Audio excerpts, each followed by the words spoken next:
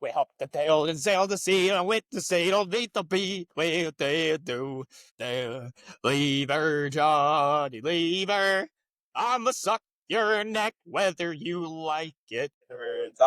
We're very late, but we're talking about Ryan Coogler's Sinners. We're always late, all right? Deal with it. Deal with it.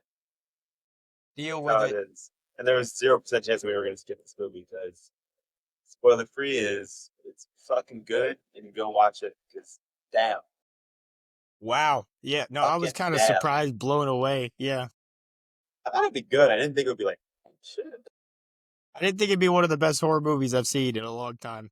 good as shit, man. And yes, it's a vampire movie. It doesn't quite about that, but it's absolutely vampires. Yeah.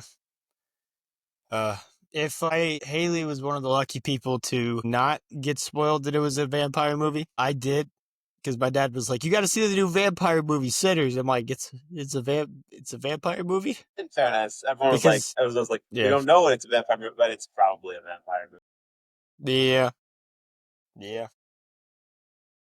Why I But don't feel because the bad only about spoiling trailer, the very first trailer that we got in Guam is the only trailer that we ever got. So it didn't show anything about vampires. It just showed a bunch of people freaking out. Yeah. I saw a few trailers in theaters for it. I actually got spoiled. Spoilers are not happening, so go away. But I got it spoiled for me that Nelly Stein called that guy. I saw that enough for going, we're gonna That kill was every in a now. trailer with her Yeah, red eyes. Yeah. yeah, we're gonna kill every last one of you. It's like that sucks.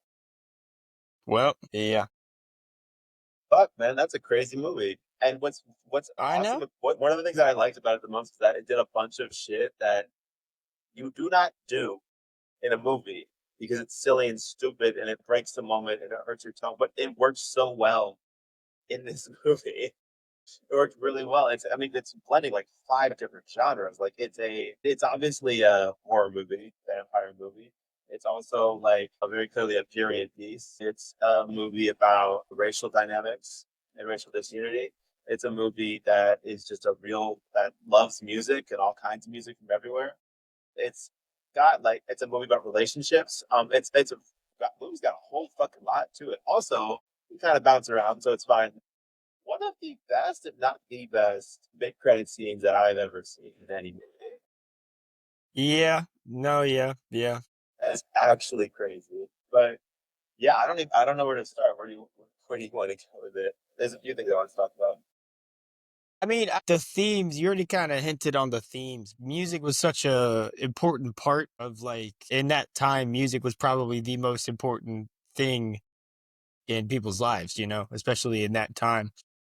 And I like how they incorporated that into the movie, and they also showed the moment where they were like saying when you embody like good, where evil doesn't like where you embody good, and that good is when you can tap into the future music, the past music, the current music. Every single genre of music comes to one to make a beautiful thing. I really liked how they kind of told that story, and they showed us that moment, and they showed us that the demon also saw that moment. He was like, shit, well, that can't happen. And that's kind of how we started the movie. I know you loved the. I bet you loved the like the cold open to the movie where kid walks in church with like the sawed off guitar head. It just keeps kind of like jump scare cutting that vampire. I can just imagine you jumping out of your seat. So I have a funny story because one, I fucking hate jump scares. I hate jump scares. Smile too.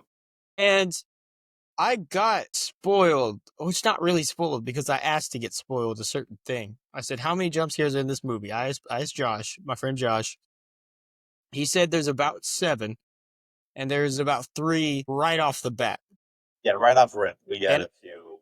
Yeah. and I'm like, he said the only one that affected him that he couldn't see coming is right off the bat. I'm like, cool. Thanks for letting me know. Okay. So I'm ready. And I'm kind of like waiting. I'm like, okay, okay. And then you don't really see it coming, but I put my shirt over my eyes. All of a sudden, I get smacked in the face. You're such a fucking puss. Shut up. I get smacked in the face. Let me tell my story. I get smacked in the face. Haley smacked me in the face. She's like, what the fuck are you doing? The movie hasn't even started yet.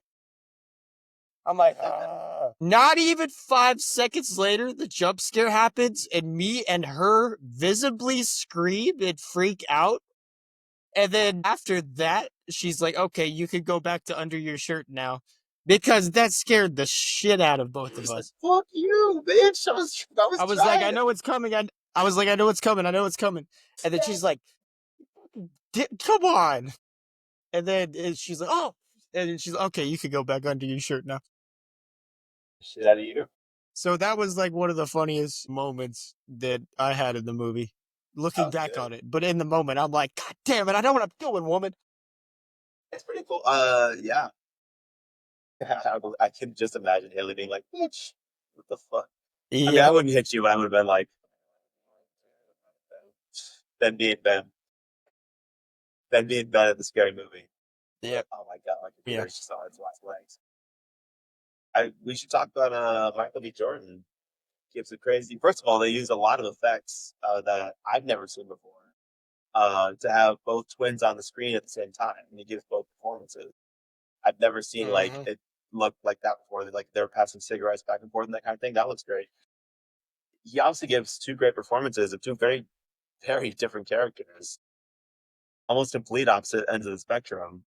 One who is the colder, more you could say rational, more driven character, and the other one who's like some level trying to. He's a fun guy. He's trying to have a party. He's a people person. He's trying to light it up. He's going to do what it takes to get there, and it's not necessarily going to be within the laws, and he doesn't have a lot of regard for his own safety. Two very, and he plays both of them flawlessly. You totally buy both of them to the point where sometimes they're dressed reasonably similarly, but when they cut to one of them on screen, you know exactly who it is. You know if it's Smoke or Stack. You don't know. You There's never a moment when you're like, "Who is that right now?" I like how the only distinction from them is different color hats. That is the only distinction from them. But Michael B. Jordan, like, kind of like he did such a good job that we knew exactly just how they stand, how they were like the little things that they were doing. Yeah, We knew exactly who was on the screen. And I think this is going to open up Michael B. Jordan's career, already a successful career. But Michael B. Jordan's been a kind of good looking action movie guy. You know, you want a good looking guy in the movie. You want a movie where a bunch of females go and watch the movie just because it's Michael B. Jordan. You're going to hire Michael B. Jordan. That's what his career was up until this point. And I'm not like a lot of people would agree with that, I'd say. Now, you're like, okay, he could actually win an Academy Award in the future, you know? Like he's got a lot of potential as an actor, you know. I, not I as a really like director, but that's to okay. not as a director, but as an actor. I didn't like. I really liked it. I didn't like Creed 3. Creed 3? Yeah, that's fair. I like him, and I thought he was fine for what Creed 3 was, but that was Yeah. such a I mean, I'm sure it's okay, but like it was such a huge drop. I love those first two movies. This is kind of a rabbit trail, but I love those first two movies so much. And then he like directed and started Creed 3, and they like changed so much of the action and then how it was done, and then like the way it was set up. I was like, what the fuck happened The to my only franchise? the story was weak, but the one scene that I liked was the final fight scene. I thought was really cool visually in Creed 3. I got it, but I was like, uh, I I know. mean, there's I certainly know. interesting ideas for what he was doing with uh, the fucking everyone's favorite Jonathan Kang the Majors, Conqueror. uh, fucking beating the shit out of women and stuff. Jonathan Majors, also known as Couldn't Chris. even beat Michael Jordan, so he had to switch to women. Yeah, yeah. But back to Sinners. Yeah, like I said before, a lot of moments that just you really should be able to get away with. Ben alluded to it earlier. The big scene where Ryan Coogler goes full Steven Spielberg and just rotates the camera around and you see introducing from every not I'm sure not every culture, but from a lot of different, usually polarizing cultures all coming together around this one song. And it really drives that through line through of, hey, if we get it right, if you get music right, then you can break down all the cultural walls. You can include everybody. And it might mean different things to different people, but we can all be sharing in this moment together. But it's a scene where the camera's going around and everyone is coming around in weird costumes and looking backwards, and no one's giving other ones a twice a look. terrible idea for a scene, but it works so well. Like if someone pitched that to me, I'd be like, "Don't fucking do that, you idiot! You're gonna break the whole tone of your movie." It works so well. I don't even know how they have like smaller things that happen, like when the first vampire kills those two racists, and he goes like, or when it cuts away, and you get like some like quasi Dracula music playing, which again should totally break your movie, but because it's so centered on music, it fits in so well. The vampires sing a giant song outside, and you totally get it, and you completely get it. It should. Like, it's going to be made fun of in Scary Movie 6, and I am very, very looking forward to what they do to make fun of it because it should not work like it does, you know? But because again, because it's around music and because we already set the sinister tone, you know, we know it's evil, but we know people are just having a good time being evil. It works, you know? They're singing a song because they want to music versus music. You know, it's different genres of music, but they're singing a song to pass the time because they want to kill every last one in. You know, like it just it should make sense, but it does, and that's what makes it a good movie. This is like we talked about on this channel. We talked about different movies are safe, smart. This is not a safe movie. This is not a smart movie. Nothing about this movie was a good idea, but that is what makes Yeah, some of the best movies great movies, you know? And movies it get took made a like huge like risk. this. And the Uh-huh. thing They is, took a huge I'm risk. saying that, and a lot of them are going to be shit. Like a lot of them are going to suck. But I want more movies. Like me and Ben were texting, I think a couple days ago about the Marvel Cinematic Universe in Phase 5, 4, and 5 post Endgame movies, and the topic of Eternals came up. Now I don't like Eternals. I'm not going to make any bones about that. I don't like the movie, but I'm glad they did that. Risky project. It did not pay off for me. I didn't like it. I think they chose the wrong balance. Would work better as a TV show. It's just some bad idea. I mean, it does look great, but apart from that, it's like, I don't really like that movie. But very risky movie, and I'm glad they took that risk. And I want them to keep taking risks like that. That one just didn't pay off. This is one that they really knocked it out of the park with. There's also some great explorations of like racial dynamics in here, and it is interesting because you think back in time, like when you studied history in high school, if you studied, you thought of like times like they're going after this is I think like somewhere in Prohibition, where It's somewhere like I think somewhere 1930. 20s, yeah, 20s, 30s. And you think of like the racial dynamics of the time of what racism kind of looked like, and you think of like the Klan, right? You think of the Ku Klux Klan, you think of like white people like lynching black people and trying to get them out of their schools and redlining them and treating them like shit. And that is in this movie. That does exist. There are Klan members in here that sell them that big warehouse, and obviously, smoke goes down, just trying to take all of them out, and he does. But more interesting here is the underlying racial dynamics. The more interesting, the more layered, where you don't have really a clear answer of who's right, who's wrong. Really, the center of that for me was Haley Steinfeld's character and her relationship to Stack, because those two people who are very clearly deeply in love with each other.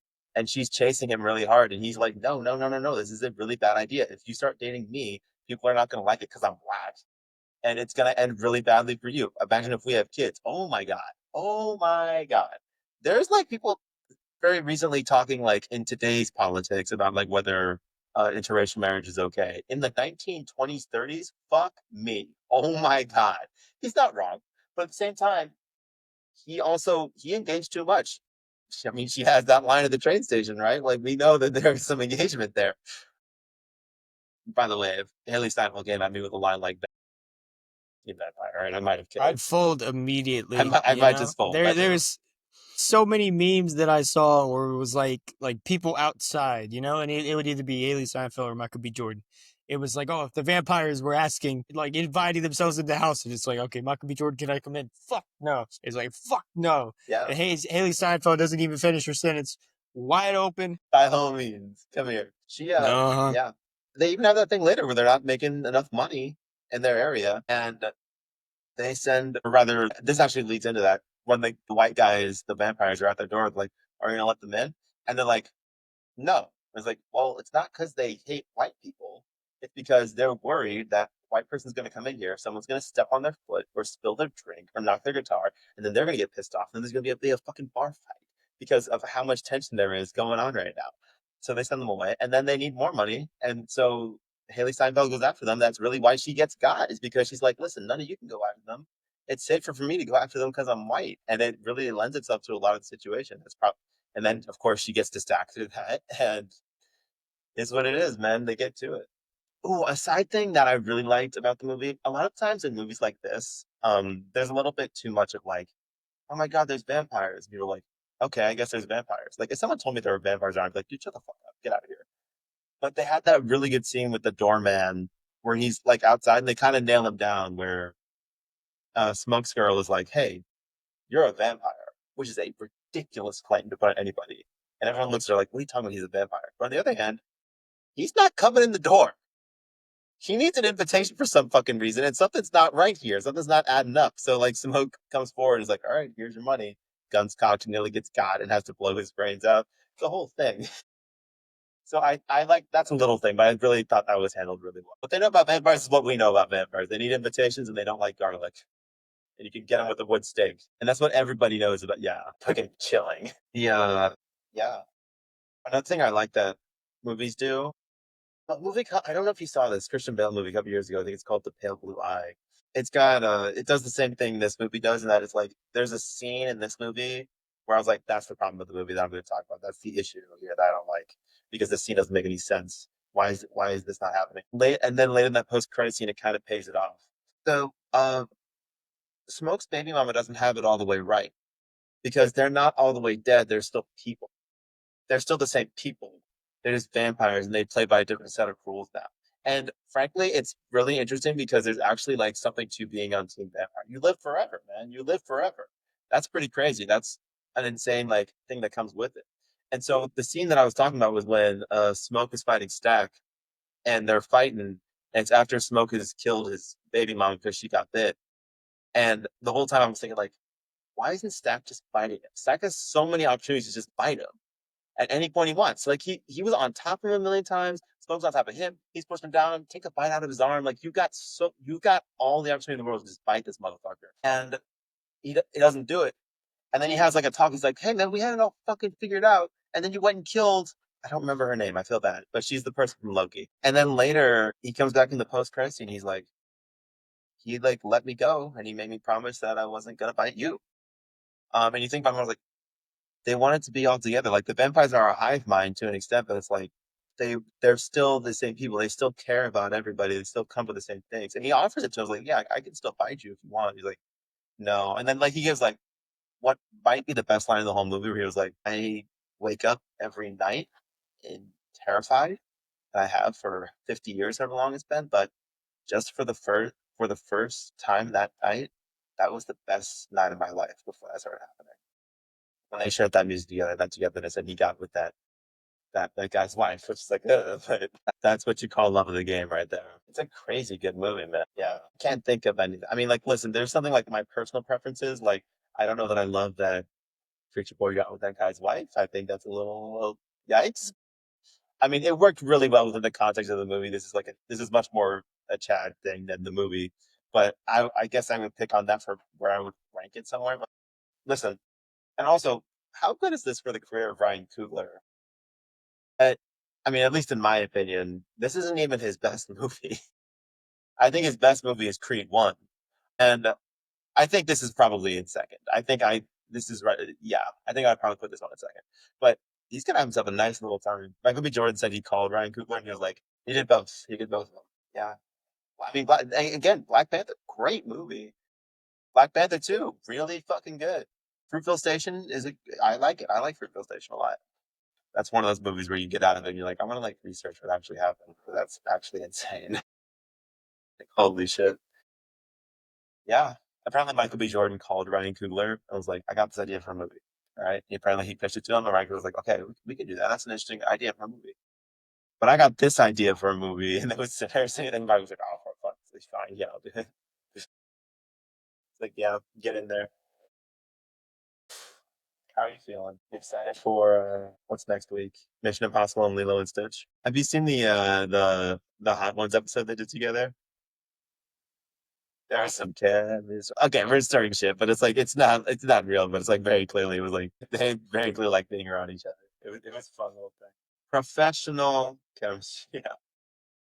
I think Haley Seinfeld is getting less overrated by the day. Well, apparently Jeremy Renner's not going to be in the second season of Hawkeye. That kind of sucks. Well, apparently they were going to like pay him like less than he made in season one for his role, and he told him to kick rocks. I was like, honestly, fair enough. That's what.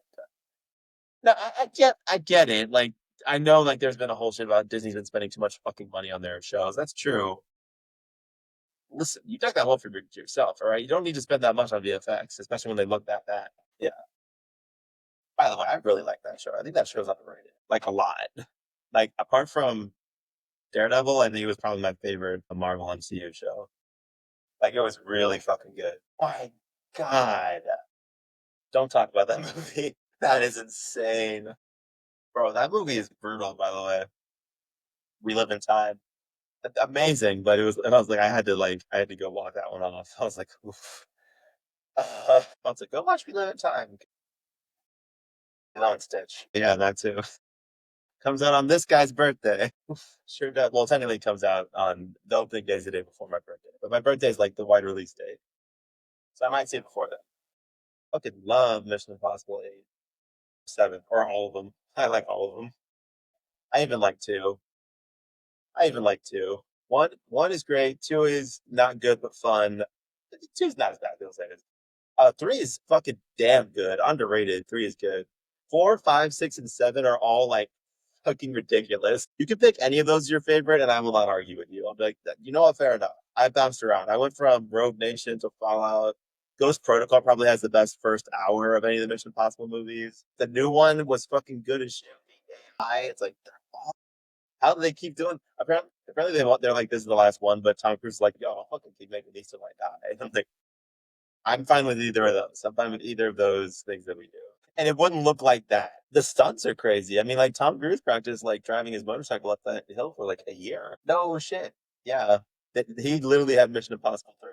But dude, I want more love for Mission Impossible 3. It gets no love. And I'm really upset about that. Philip Seymour Hoffman. Yeah. Nation is crazy good. The scene in Rogue Nation where like the glass closes around and he goes, we're at the eye of that. I was like, oh yes. Let's go. But you got Ghost Protocol with him on the outside of that building. That's a crazy fucking. I saw it. They actually, yeah.